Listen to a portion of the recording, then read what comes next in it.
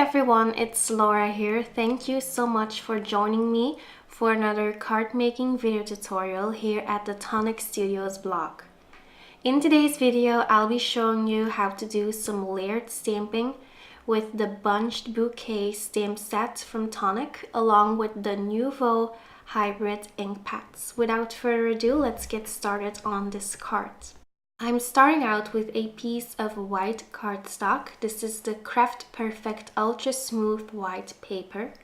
And then I'm going to position these flower stamps on this cardstock. So these are the roses from the Bunched Bouquet stamp set from Tonic. And I am using a stamp platform to stamp these images since it's easy to line them up and then stamp them all at once. First, I'm inking up the two solid roses using pink Sherbert Nuvo hybrid ink. These tiny ink pads actually come in packs of 3. So for this card, I used the Rose Garden hybrid ink pad set and the Tropical Fruits hybrid ink pad set. So for my second layer of these roses, I am going to use the darkest color. In this case, this color is called Panama Rose. So whenever you're doing some layered stamping, you want to stamp your first solid layer with a light ink pad. And then for the second layer to add the detail, you want to use a darker color. I'm going to do some masking, so I just stamped these two solid flowers on some masking paper using the soft pink ink pads. It doesn't matter which ink you use. If you don't have any masking paper, then don't worry about it. You can also use just some copy paper, or you could also use a post-it note, whatever works best for you.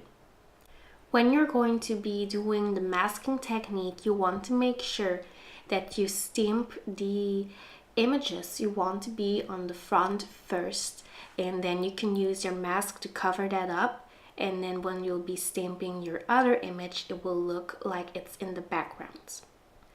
So in this case, I am now inking up the stem and the leaves for these roses.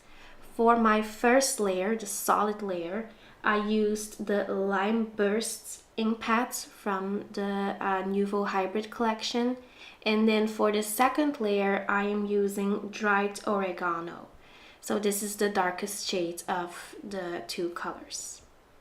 For my sentiment, I am using a sentiment stamp from the 18th Tonic craft kit, and as you can see, I store these stamps and dies from the Tonic craft kits in the binder, which makes it really easy to flip through everything, and that way you'll also have a really good overview on all of the stamps and dies you already own. I decided to stamp the sentiment that says "for someone special."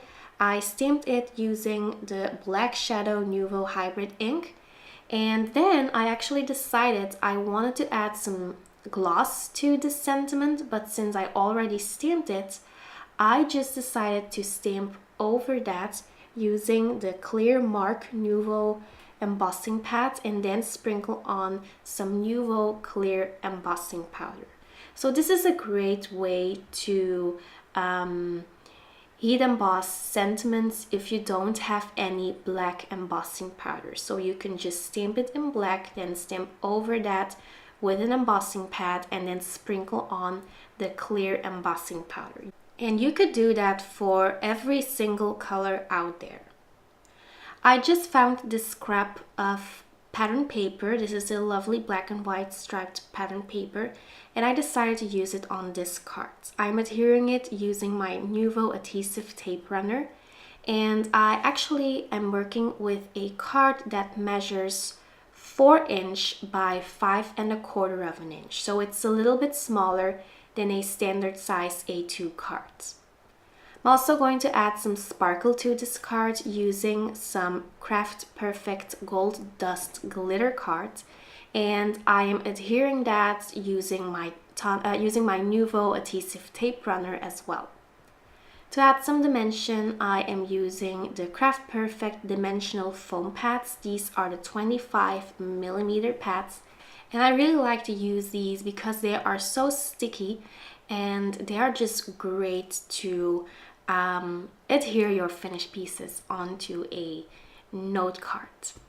So there you go. Next, it's time to finish up this card, and to do that, I'm using some Nuvo drops. I'm using the honey gold glitter drops over here. Then I'm also going to use the white blizzard glitter drops. And then finally, I'll be using the Sherbert shimmer drops, which is a beautiful sparkly pink color. So as you can see, I decided to go with a pink, gold, white, and black color scheme for this card. So that finishes up this card. Thank you so much for stopping by, and I will see you very soon. Bye bye.